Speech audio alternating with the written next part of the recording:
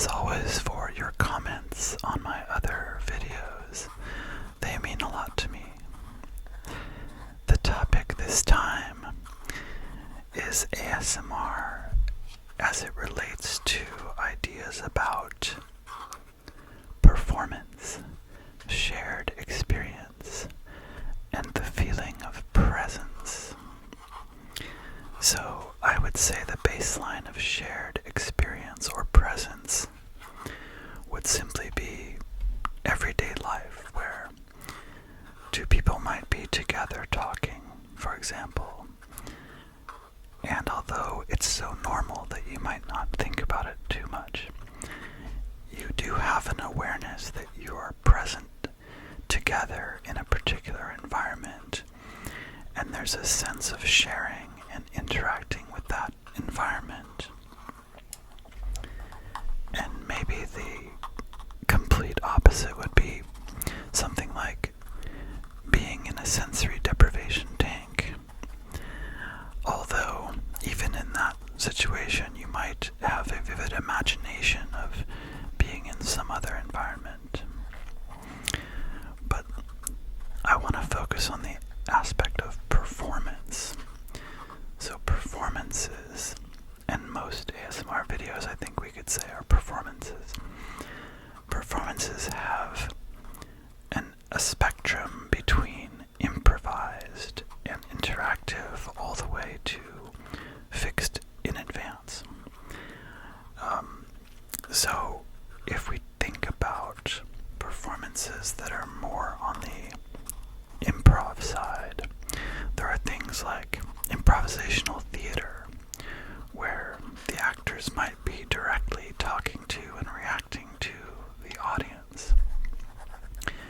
And there are things like improvisational music, such as jazz, where every performance will be different, and the musicians will be reacting to the time, the place, the audience, how they're feeling, various factors. It reminds me that I once saw a performance by Tangerine Dream, and I was surprised that the first thing that they said was that they had noticed that the resonant frequency of the performance hall was the key of A, and they demonstrated this by playing a loud note that wasn't A, I think it was B, and it just sounded like a note, and then they played a loud A note, and you could really feel the difference. I could feel this sort of resonance in the hall, a subtle vibration on the floor, a subtle vibration of the walls. So it really did make a difference. And so they said that they were going to play one of their songs that normally wouldn't be in that key because it just worked better in that hall. And I thought that was very interesting, because I didn't expect that it would be that specific to, we're going to change the performance because of where we are. But that was very nice. There are also live performances of music, and the music itself may not be very improvisational, like classical music or most types of pop music, where you expect to hear the song exactly the same way each time. But even there, a live performance does have some kind of aspect where it's subtly different every time, and those differences might relate back to anything from the time and place to the audience, or how the audience is reacting.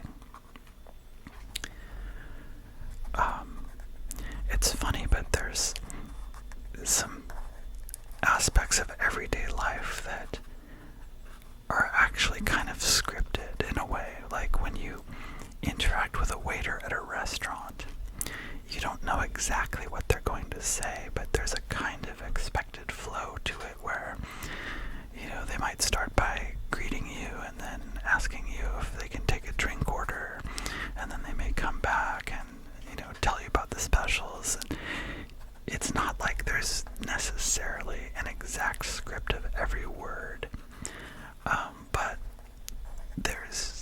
a sort of semi-script to it.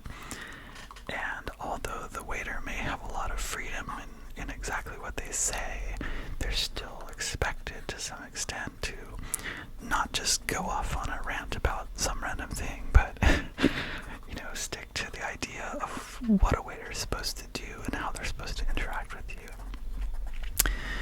And then if we talk about scripted live theater, where the words are all predetermined, Hamlet's going to say the Shakespeare script of Hamlet. He's not going to say some random thing that he thinks up in the moment. There can still be some interactivity with the audience, or some sort of relationship between the audience and the performer, which may not be the words, but it may impact the timing or the physical movements or facial expression. Even while sticking exactly to the script, there can be that element of non-predetermined performance. And I think all of these things that I've mentioned so far create this feeling of a shared experience. A shared experience with the actors or the performers, because it is happening in real time. You are really there in the same space with them, and it creates a feeling very different from something like watching a pre-recorded TV show. I want to also mention video games, where even if it's not a first-person video game, it might be third-person, like Tomb Raider or something like that, but it may create a feeling of presence in that environment, because you feel like that avatar or that character is, in some respect, you. It's some aspect of you is controlling it. And so it may create an idea or a feeling like you are there, or you are sharing that environment in some way with the avatar. And then at the far end of the spectrum, we come to things like pre-recorded music, a TV show, a movie, where there's no literal shared environment at all. You're not in the same room with the performers. Because it's pre-recorded, what they're doing is not happening at the same time as the time that you're watching it. It may be years earlier. But can there be a feeling of presence or shared experience there? I think to some extent there can be. For example, if we see an actor on a pre-recorded show and they do something extremely physically demanding, let's say they do 50 push-ups, or they lift a very heavy weight, or they climb very rapidly up a extremely tall ladder, we can definitely feel like the actor and not just the character is feeling some kind of physical feeling, even though they might be exaggerating it for dramatic effect. But that's fairly minor, I think. Another one would be if you watch a movie or TV show with a good surround sound system. You may feel like, oh, I'm kind of feeling like I'm in that same environment that the characters are in. Although, normally there's big caveats to this, and I think I've mentioned this in other videos.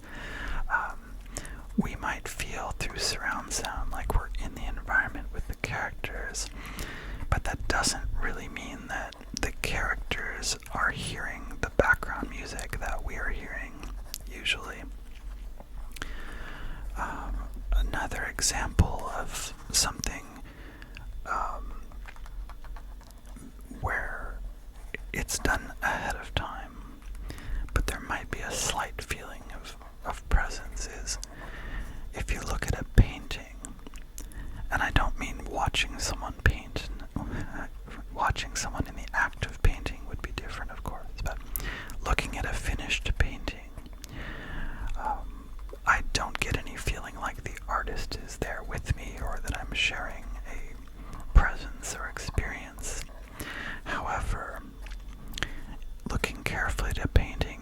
still sort of reverse engineer the act of painting by figuring out things like, oh, this is the direction of this brush stroke. It started here and went that way, and this brush stroke must have come after this other brush stroke because the paint overlays the previous paint. So there's a slight aspect of kind of experiencing the act of painting in some very tiny amount while looking at a painting.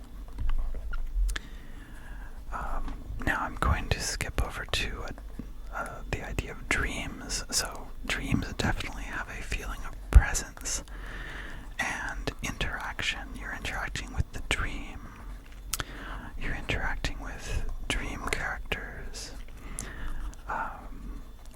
A normal dream does not feel like a performance. It just feels like something that's happening. But a lucid dream kind of starts to introduce the idea that the dream is a performance created by your mind, and you're aware it's a dream. In a way, a lucid dream is kind of like watching live theater, in the sense that with live theater there really is a person standing there and they really are saying words, but they're not really that character. In a lucid dream, you may be having a very vivid experience of interacting with a dream character, but yet you know that they're a character and that this isn't really happening in the same way that everyday life happens. So a lucid dream is kind of like a performance.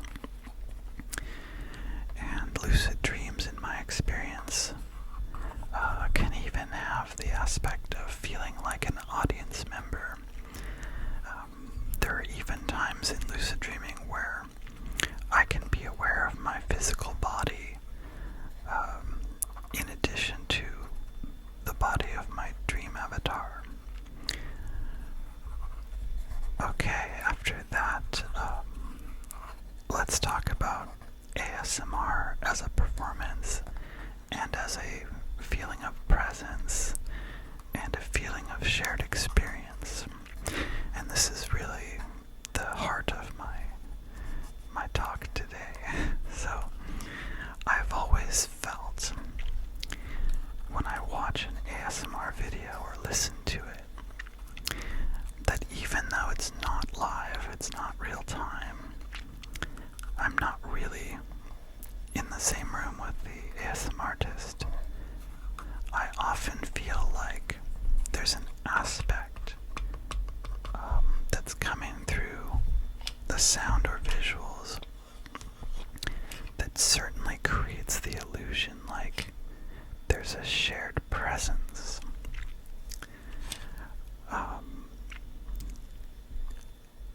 Of course, not all ASMR is pre-recorded. There are ASMR live streams, and there can be a real interaction with the audience there. But I'm not really talking about that. I'm talking about pre-recorded ASMR, like this video even. Does it create a feeling of presence? For example, when you hear this sound,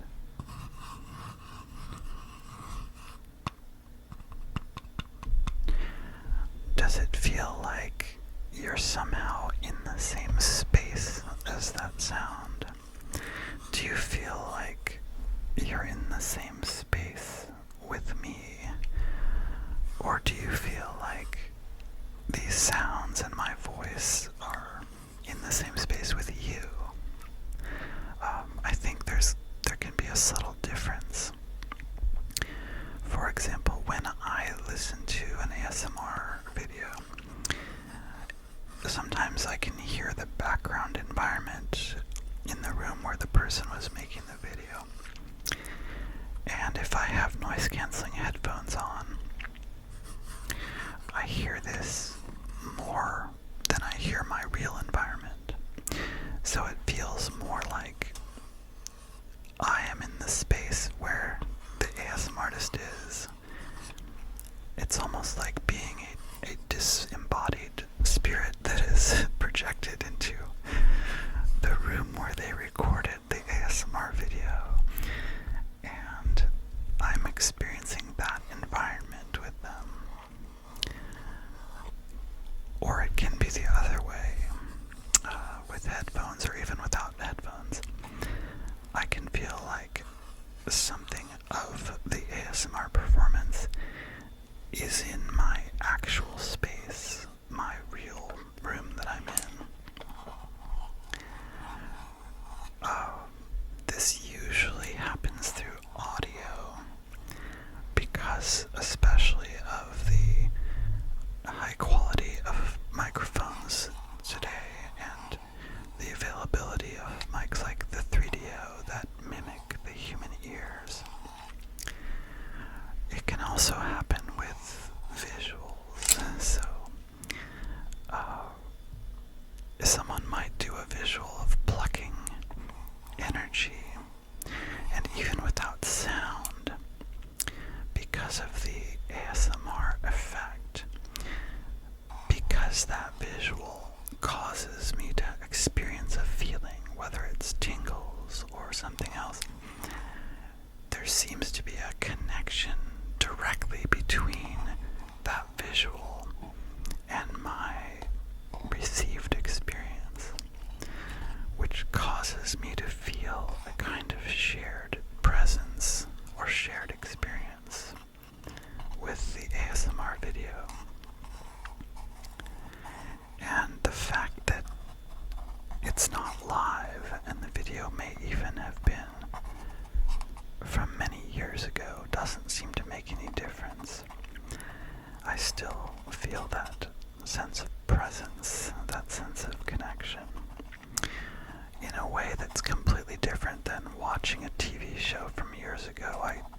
I don't feel any sense that I'm sharing an experience with the actors on the TV show.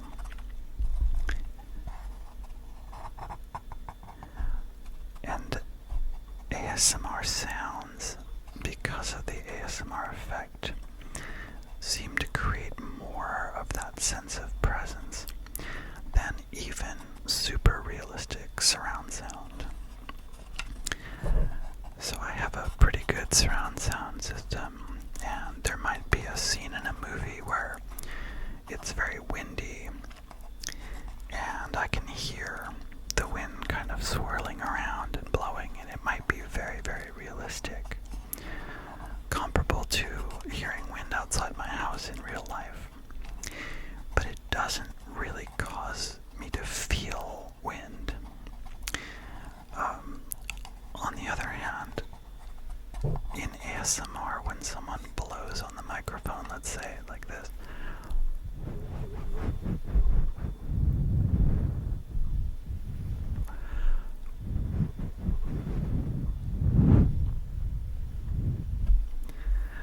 that sound, when I hear it in headphones, it actually makes me feel that air current, not just hear it.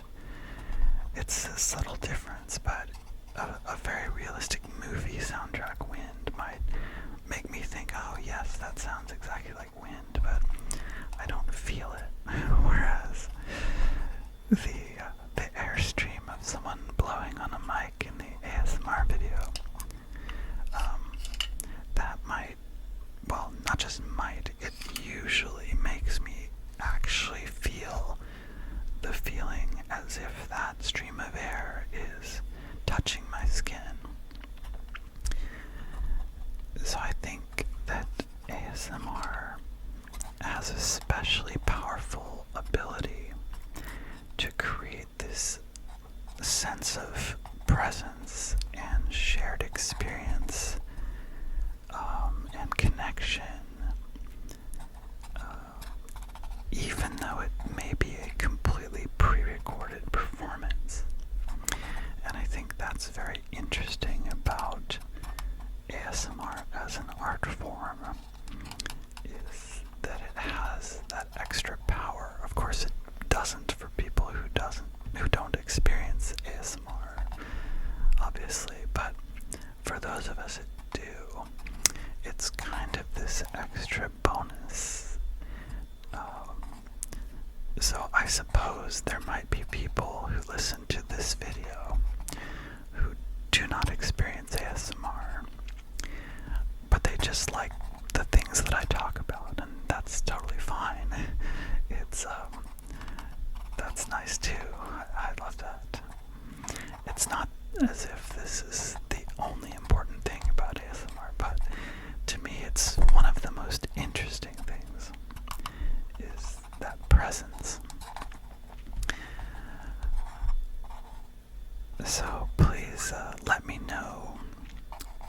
Tell me about your thoughts and feelings about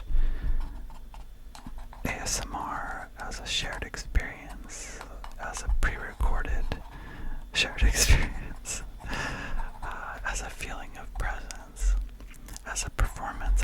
I'm actually curious. I'd like to know what you think.